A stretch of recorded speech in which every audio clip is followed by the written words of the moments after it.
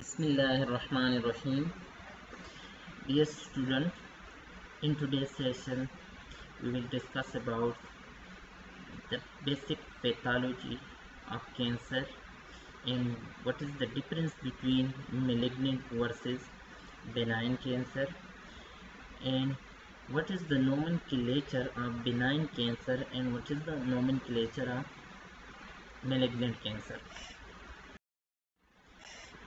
इस यूनिट के जो मेन ऑब्जेक्टिव होंगे वो हम हिस्टोपैथोलॉजिकल टर्मिनोलॉजी सीखेंगे। मीन्स कि डिफरेंट टिश्यू के अंदर अगर कैंसर डेवलप हो जाते हैं तो उसके लिए हम कौन सा स्पेसिफिक टर्म्स यूज़ करते हैं। इसके अलावा डिफरेंट टाइप्स होते हैं ट्यूमर के, हम उसकी भी हम बात करेंगे।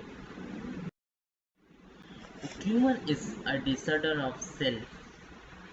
आम अल्फाज में हम कहते हैं कि tumour is a swelling, mass of cells, abnormal growth of cell, unlimited growth of cell, उसको हम कहते हैं कि this is tumour. Neoplasm neoplasia, जो चीज़ें न्यू फॉर्म हो जाती हैं, is autonomous growth of tissue that have escape from the normal restraint on cell proliferation and exhibit varying degree of Fidelity to their precursor. Means कि neoplasia हम उस cell की division को कहते हैं कि जब एक सेल की डिवीजन हो जाती है और न्यू सेल की फॉर्मेशन हो जाती है, हम उसको कहते हैं दिस इज़ न्यूप्लीजिया। लेकिन न्यूप्लीजिया के एक कैरेक्टरिस्टिक ये होते हैं कि जहाँ तक नॉर्मल एक डिवीजन होती है, फॉर एग्जांपल एक स्किन रप्चर हो गया और वहाँ पे सेल की मल्टीप्लिकेशन डिवीजन हो गई, वो स्किन के सेल्स अब नॉर्मल जो कवर है अब वो आ गया। लेकिन न्यूप्लीजिया के अंदर क्या होता है कि ये ग्रोथ रिस्ट्रेन जो होते हैं वो ख़त्म हो जाते हैं, तो सेल कंटिन्यूसली प्रोलिफरेशन प्रोसेस से गुजर रही होती है। डिफरेंस क्या है between tumour versus cancer? Two tumour या तो बिनाइन हो सकता है या मेलिग्नेंट हो सकता है, और कैंसर हमेशा मेलिग्नेंट हो। क्लासिफिकेशन अगर हम ट्यूमर की करते हैं तो बेस्ड ऑन हिस्टोलॉजिकल ओरिजिन, कि अगर एपिथेलियल सेल से ट्यूमर की ओरिजिनेशन हुई, स्टार्ट हुआ है, तो हम उसको क्या नाम देते हैं, या हम इस बेस पे क्लासिफाइड करते हैं ट्यूमर को कि वो कनेक्टिव टिश्यू या मेसेंकाइमल सेल से उसकी ओरिजिनेशन होती है, या हम on the basis of biological behaviour हम क्लासिफाइड करते हैं ट्यूमर को। और उसके हमारे पास टू टाइप्स होते हैं, benign versus malignant cancer. Pathological report के अंदर हम क्या देखते हैं कि हम ट्यूमर के स्टेज देखते हैं, इसके अलावा ट्यूमर की ग्रेड देखते हैं। दूसरे कैरेक्टरिस्टिक हम ट्यूमर के देखते हैं जब हमारे पास कैंसर की रिपोर्ट्स आ जाती तो उसमें हम साइज देखते हैं, इसके अलावा नेक्रोसिस देखते हैं या लिम्फोवेस्कुलर इन्वेजन देखते हैं। हम ये देखते हैं कि लिम्फेटिक सिस्टम के अंदर मेटास्टेसिस हो रहा है, फैल रहा है, या ये ब्लड यानी वास्कुलर सिस्टम के अंदर ये दाखिल हो गया।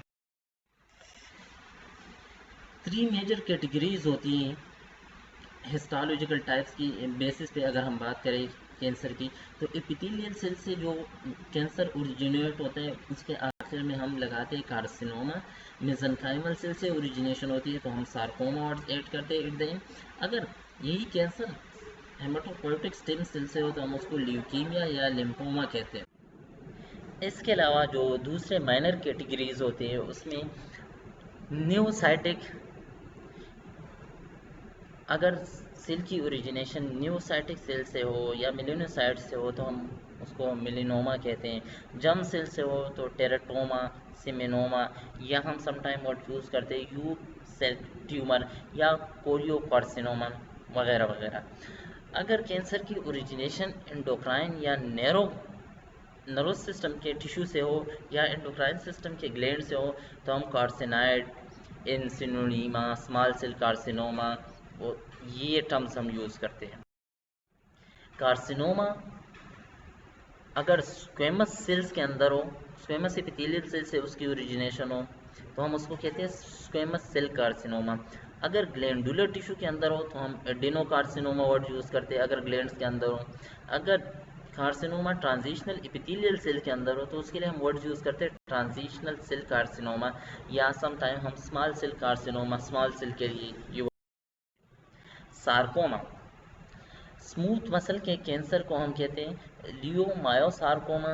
अगर स्केलेटल मसल के अंदर सार्कोमा हो यानी कैंसर हो तो हम उसके लिए रेप्टोमायोसार्कोमा वर्ड यूज़ करते हैं।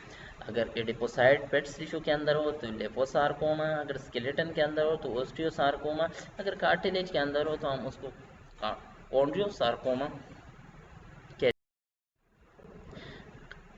अगर हम क्लासिफिकेशन की बात करते हैं ट्यूमर की अकॉर्डिंग टू मॉर्फोलॉजिकल फीचर, तो उसकी मॉर्फोलॉजी मींस कि यानी शेप को देखते हैं और हम क्लासिफाइड करते हैं।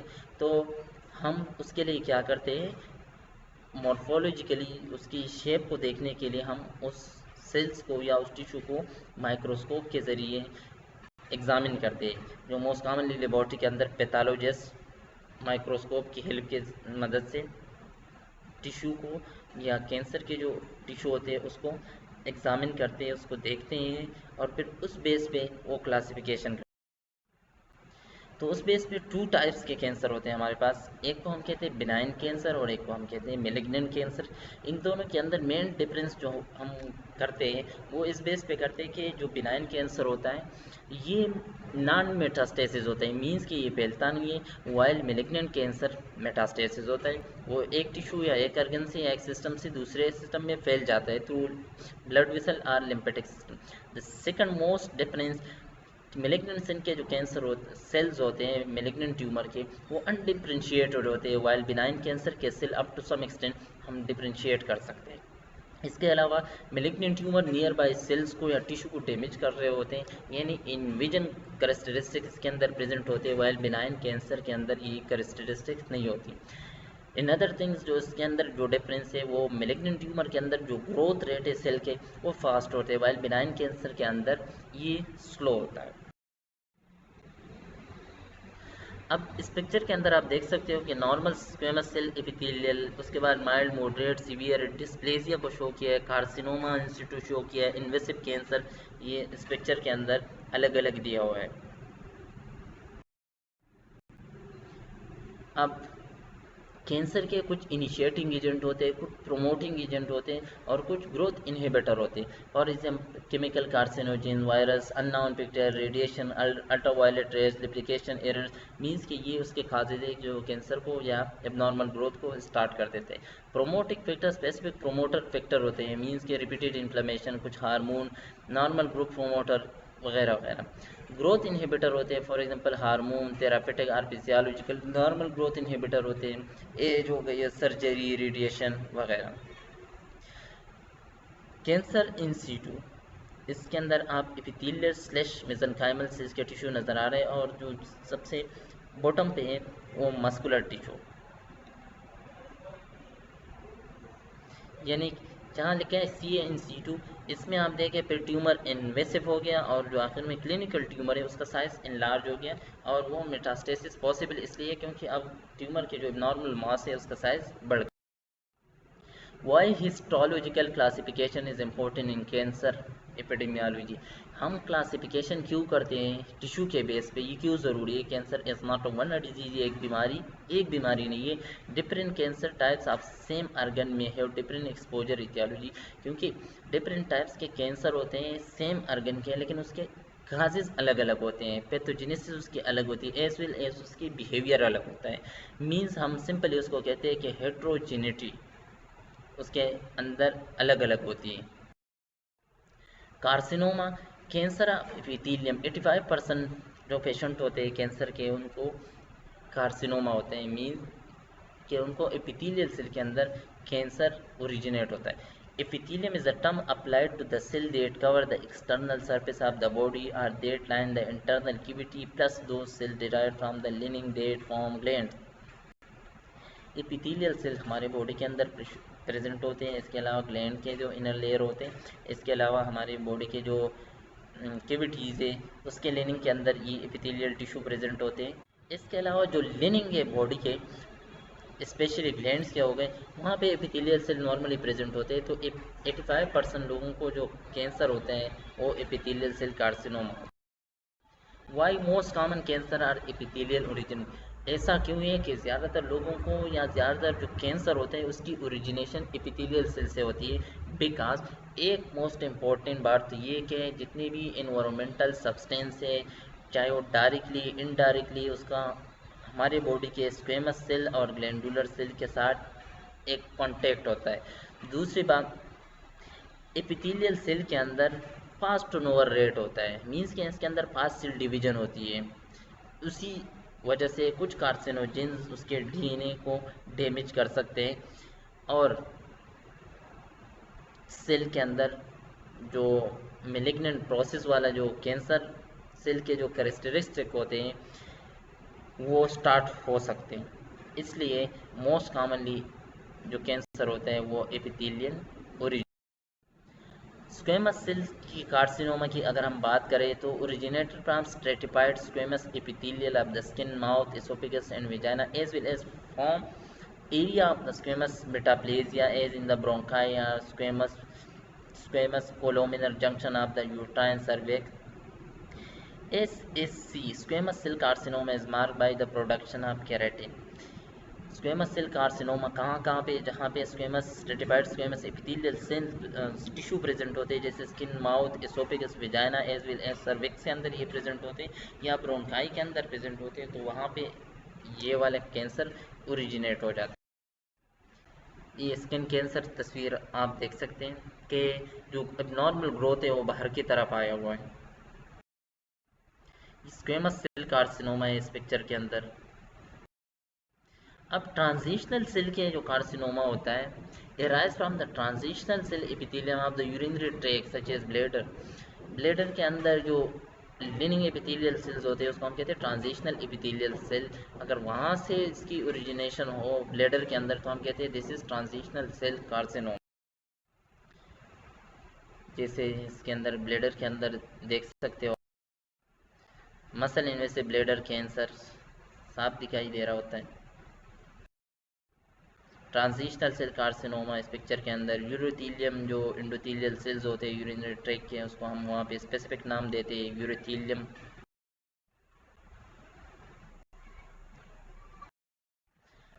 एडेनोकार्सिनोमा क्या होता है? Is a carcinoma of glandular epithelium and include malignant tumour of the gastrointestinal mucosa, endometrium and pancreas, and is often associated with desmoplasia tumor, induced proliferation of non-neoplastic fibrosis connective tissue, particularly adenocarcinoma of the breast, pancreas and prostate. Adenocarcinoma वो carcinoma है जो कि glandular epithelial cells से originate होते हैं, या उस glandular epithelial cells के कैंसर को हम कहते हैं this is adeno.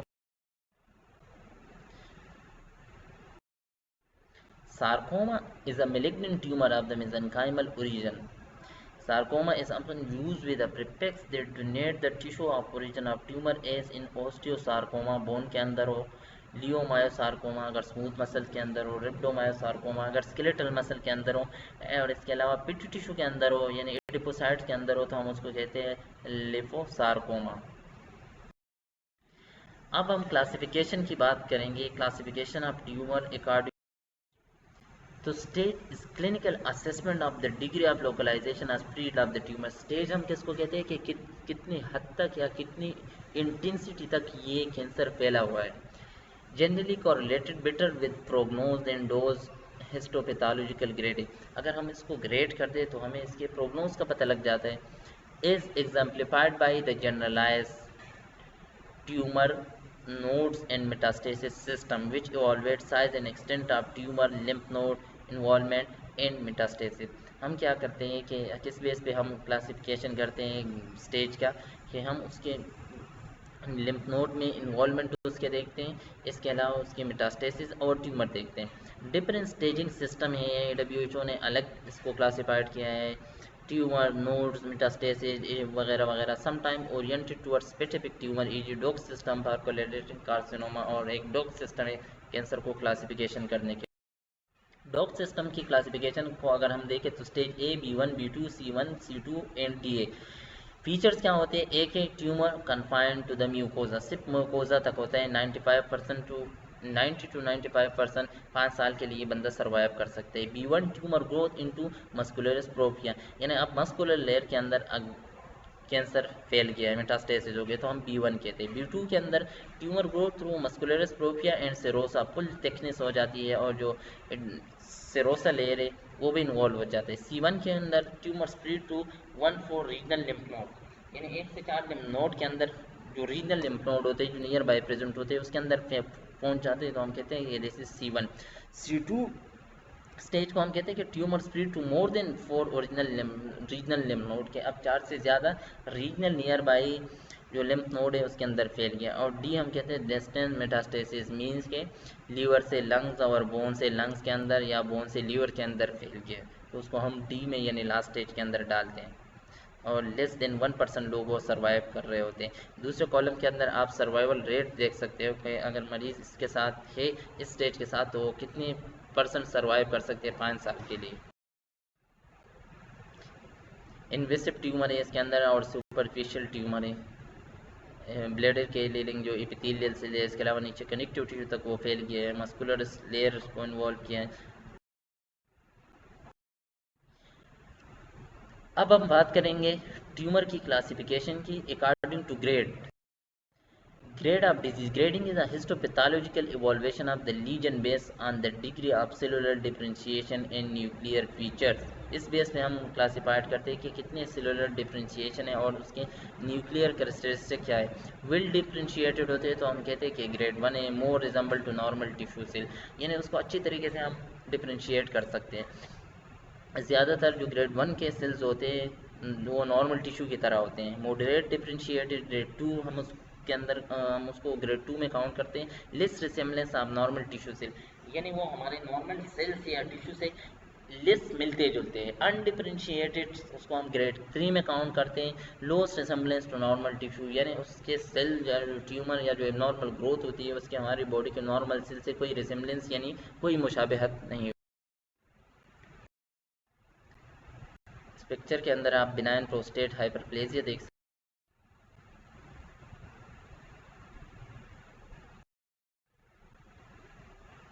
Prostate cancer Gleason 3 cape. The glands are irregular shape. They are mixed in with some normal gland. This tumor is infiltrating the prostate. ये भी अगर हम ग्रेड की बात करते हैं तो इस हिसाब से भी हम टिश्यू को वो कैंसर के मास को देख के हम ग्रेड दे देते हैं कैंसर को। Carcinoma in situ and carcinoma in intraplegia. जो ऊपर वाले पोर्शन में है स्टेज 1 है, स्टेज 2 है, स्टेज 3 है और नीचे नॉर्मल है। LDSIL ये स्टेज है, फिर EGSIL, फिर EGSIL ये स्टेज। अब इम्पोर्टेंट फॉर एपिडेमियोलॉजिस्ट के लिए इसकी क्या इंपॉर्टेंस है। Study nature history of disease progression. Classification इसलिए इम्पोर्टेंट है कि इनको पता लग जाता है कि प्रोग्रेशन क्या है डिजीज़ की। इसके अलावा study genetic environmental factor associate with disease progression, कौन से ऐसे एनवायरमेंटल या जेनेटिक फैक्टर है जो कि डिजीज़ के प्रोग्रेशन ऑनवर्ड के साथ ये लिंक कर रहे हैं। Develop tool for risk assessment, early detection के लिए या रिस्क असेसमेंट के लिए वो टूल्स तैयार करते हैं। इसके अलावा टारगेट पर कीमो प्रिवेंशन, और ये कोशिश होती है कि अर्ली स्टेज में अगर हम मरीज़ को प्रिवेंट करें कैंसर से तो हम उसको कीमो से बचा सकते हैं, यानी उसको कीमोथेरेपी की नीड नहीं। कीमो प्रिवेंशन के मेथड्स ये इस लेक्चर की summary. The keys understand tumour heterogeneity. Human cancer is not one disease but many different types of disease heterogeneity. The same type stage grade of tumour में behave different in different person in different tissue and different organ. Even within the same tumor there are maybe different histological appearance and molecular expression changes, expression heterogeneity. इसके अलावा as an epidemiologist we should know the basic feature of the disease and design study accordingly. हमें as a epidemiologist अगर हम research कर रहे हैं तो हमें पता होना चाहिए कि डिजीज़ के बेसिक कैरेक्टरिस्टिक क्या है और हम उसके लिए स्टडीज़ डिज़ाइन कैसे। Thank you very much.